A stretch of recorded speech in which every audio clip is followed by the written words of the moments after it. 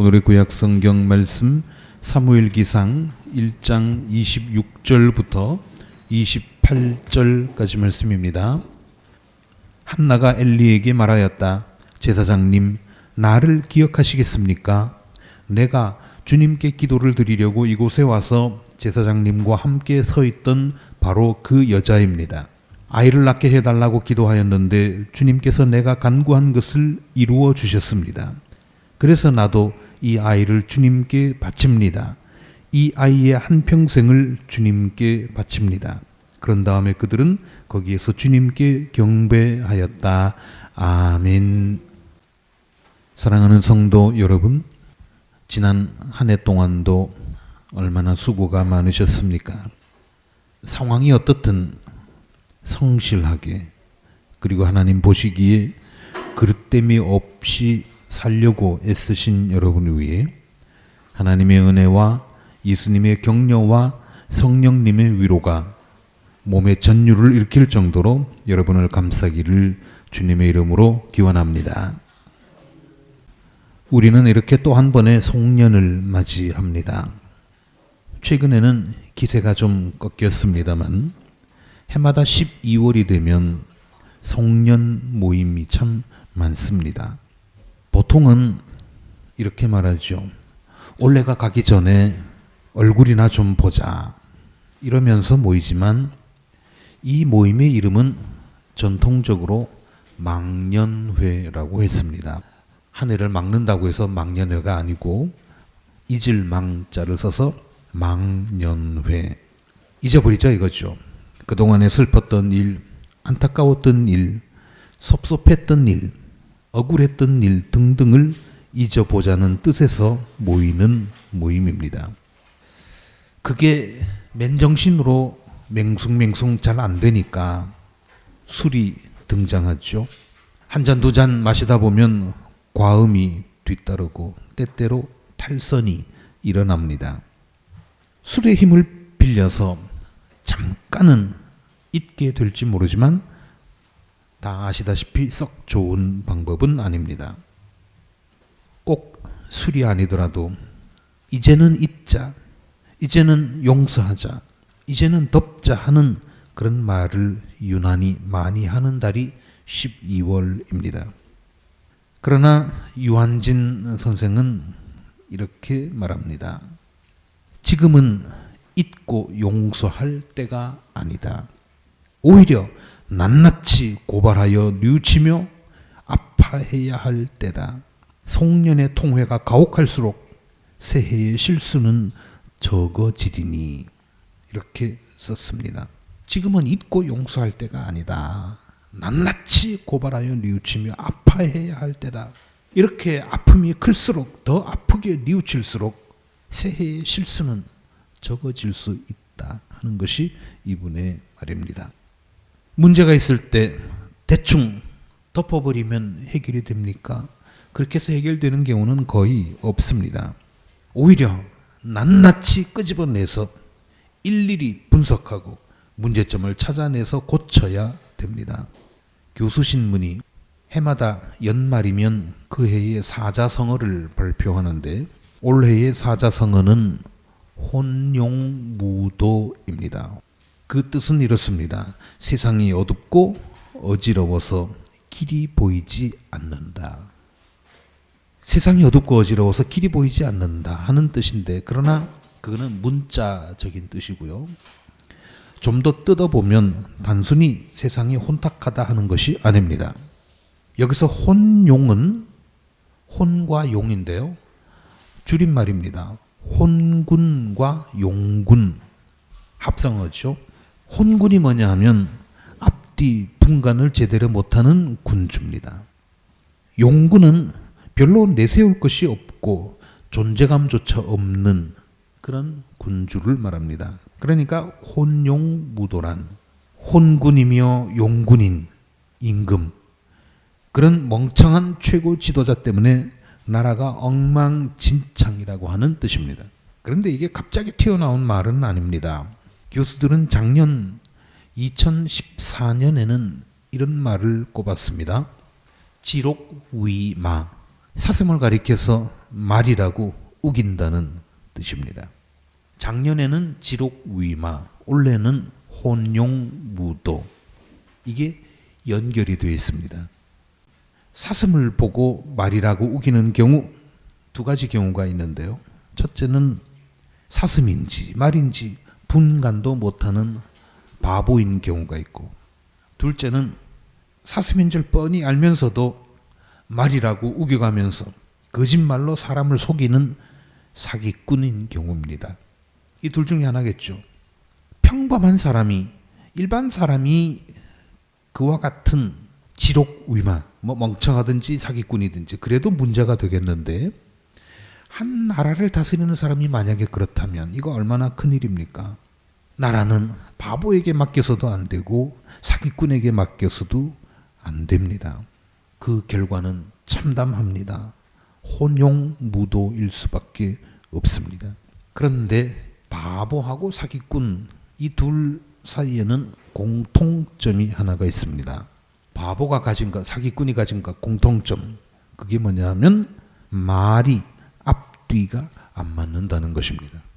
바보들의 특징도 말이 앞뒤가 안 맞는다는 것이고, 사기꾼들의 특징도 앞뒤가 안 맞는다는 겁니다. 말의 무게가 가볍다고 할 수 있겠죠. 사람이 말을 한번 내뱉으면 요동이 없어야 되는데, 그게 안 되면 바보가 되거나 사기꾼이 될 수밖에 없습니다. 옛날 우리 조상들이 그랬죠. 말 한마디가 천금의 무게와 같아야 한다. 우스갯소리 하나 합니다. 한 부부가 있었는데요. 이 사람들은 25년 동안을 같이 한 집에서 잘 살았습니다. 둘 사이에는 거의 문제가 없었는데, 다만 한 가지, 남자의 애정 표현이 없다는 것이 문제라면 문제였습니다. 어느 날 아내가 지나가는 말로 물었습니다. 여보, 요즘 사람들은 자기 아내한테 시도 때도 없이 사랑한다고 말을 하는데 당신은 그런 말을 할 줄도 몰라요. 그랬더니 남자가 이렇게 말합니다. 그렇게 생각했어. 우리가 결혼한 게 25년 전이었지. 어느 날 밤 당신과 나는 둘이 결혼하기로 합의를 하고 그렇게 결정을 했는데, 그날 밤에 나는 당신에게 사랑한다고 말했지 않소. 지금까지도 그 말은 유효하오. 만일 내가 했던 그 말, 나의 입장이 변화가 생긴다면 그때 무슨 말이든지 해주리다. 여러분도 이렇게 하라는 뜻은 아닙니다. 이런 사람도 있다는 그런 얘기죠. 니체 잘 아시죠? 무신론으로 유명합니다마는 사실은 니체가 굉장히 고민이 많았던 사람입니다. 그리고 사실은 무신론자도 아니었습니다. 니체도 이런 비슷한 고민을 했는데 그는 이렇게 말합니다. 약속에 대한 글입니다. 행위는 약속할 수 있으나 감정은 약속할 수 없다. 예를 들자면 그런 거죠. 내가 내일 기분 좋을 거야. 그거는 자기 마음대로 안 되는 거 아닙니까? 바로 그 얘기입니다. 감정은 자신의 의지대로 되지 않기에 그대를 영원히 사랑하겠노라 약속하는 자는 자기 힘에 겨운 것을 약속하는 결과밖에 되지 않는다. 나는 당신을 영원히 사랑할 것이요 라고 약속하는 거, 이것은 힘겨운 약속일 수밖에 없다는 얘기입니다. 그러니까 누구에게 영원한 사랑을 맹세했을 때 그것은 겉으로의 영원한 약속인 것뿐이다. 사랑하는 사람들이여, 섣불리 영원이라고 말하지 마라. 비록 그때는 진심 어린 말이었어도 그 상대가 상처를 받기는 너무 쉬운 일이다. 우리가 너무 쉽게 얘기를 하죠. 나는 영원히 당신을 사랑할 거야. 근데 그 약속이 지켜집니까? 아침 다르고 저녁 다르고 오늘 다르고 내일 다를 수밖에 없는 것이 사람의 마음입니다. 사랑 얘기가 나왔으니 사랑하면 또 빼놓을 수 없는 사람이 에릭 프롬입니다. 사랑의 기술이라고 하는 유명한 책을 썼죠. 에릭 프롬이 자기의 이 사랑의 기술이라고 하는 책에서 이런 얘기를 합니다.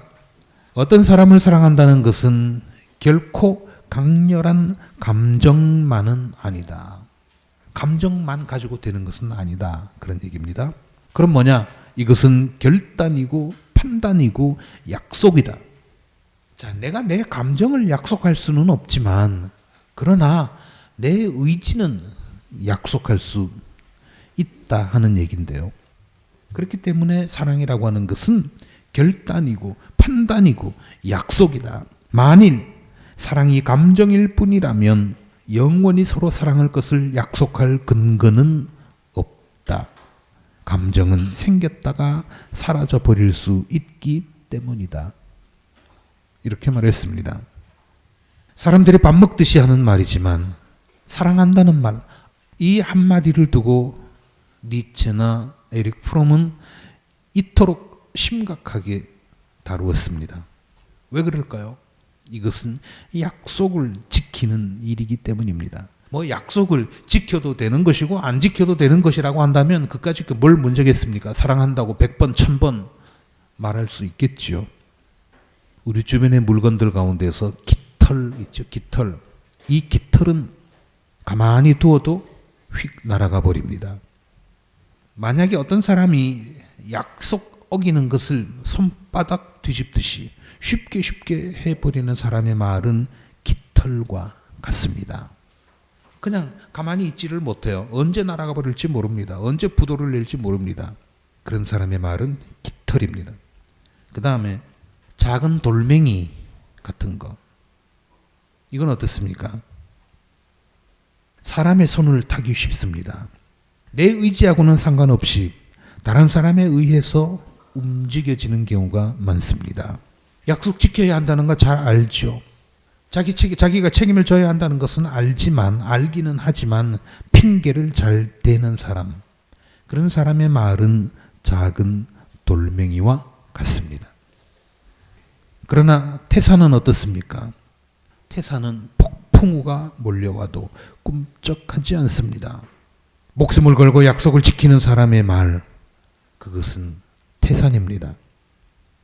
그 옛날 사사시대 때 사무엘의 어머니 한나라고 하는 여자는 아들이 없어서 서러움이 많았습니다.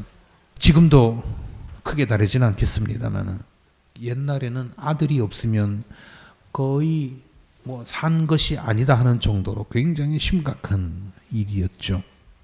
서러움을 많이 당했는데 남편에게는 첩까지 있습니다. 어쨌든 남편은 그래도 첩보다는 아내인 자기를 더 존중하고 사랑하는 것 같았지만 첩이 나대는 꼴도 눈뜨고 볼 수 없습니다. 그래서 하나님의 집에 나와서 간절히 기도합니다. 하나님, 제발 제게 아들을 하나 주십시오. 만약 하나님께서 내게 아들을 하나 주신다면 그 아이를 하나님께 드리겠습니다. 이렇게 약속을 했습니다. 자, 아들을 하나님 앞에 바친다고 하는 거 이게 무슨 뜻입니까? 지금도 아들 귀하죠. 그러나 그 당시에 아들을 하나님께 바친다고 하는 것은 집 한 채를 하나님께 바친다고 하는 것 이상으로 큰 일이었습니다. 어쨌든 얼마나 간절히 기도를 했든지 콧물이 범벅이 됩니다. 얼굴이 빨개질 정도로 열을 내서 기도합니다. 제사장 엘리가 술 먹고 하나님의 집에 오지 말라고 호통을 칠 정도였습니다. 술 먹은 걸로 오해한 거죠. 그러나 한나는 결국 1년 뒤에 아들을 얻었습니다. 그 아기가 젖을 뗀 뒤에 한나는 아들 사무엘을 데리고 엘리를 찾아와서 이렇게 말합니다. 제사장님, 나를 기억하시겠습니까? 이건 무슨 말입니까? 나를 기억하지 못할 수도 있습니다. 그러나 당신이 기억하든지 말든지 나는 약속을 지키겠다 하는 그런 말입니다. 참 위대한 여자입니다. 약속을 잘 지키는 사람도요, 상대방이 내가 했던 약속을 기억을 하고 있고 그걸 마음에 담아두고 있다는 것을 잘 안다고 생각을 하면 약속을 지키지만 다 잊어버렸다고 생각을 하면 지키고 싶지 않은 그런 일도 있지 않습니까? 그러나 한나는 제사장 엘리가 기억을 하든 말든 자기는 약속을 지키겠다고 하는, 어떤 일이 있어도 약속을 지키겠다고 하는 그런 마음을 굳게 가지고 있었고 또 그 약속을 행동으로 몸으로 실천했습니다. 성경에 보면 요한복음서에 태초에 말씀이 있었다고 그랬죠. 그 말씀은 하나님이시라고 그랬죠. 그리고 그 말씀이 육신이 되었다고 그랬죠.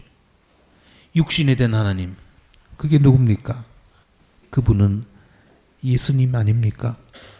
그렇기 때문에 예수님은 말씀입니다. 로고스입니다. 우리가 말을 가볍게 여기는 것은 예수님을 가볍게 여기는 행동입니다. 우리가 약속을 쉽게 저버리는 것은 예수님을 하수구에다가 내다 버리는 짓입니다. 우리가 한 해 동안 말을 얼마나 신중하게 하며 살았는지, 약속을 얼마나 잘 지켰는지 돌아보는 연말이 되면 좋겠습니다. 하나님의 은총과 평화가 여러분과 함께 있기를 주님의 이름으로 기원합니다.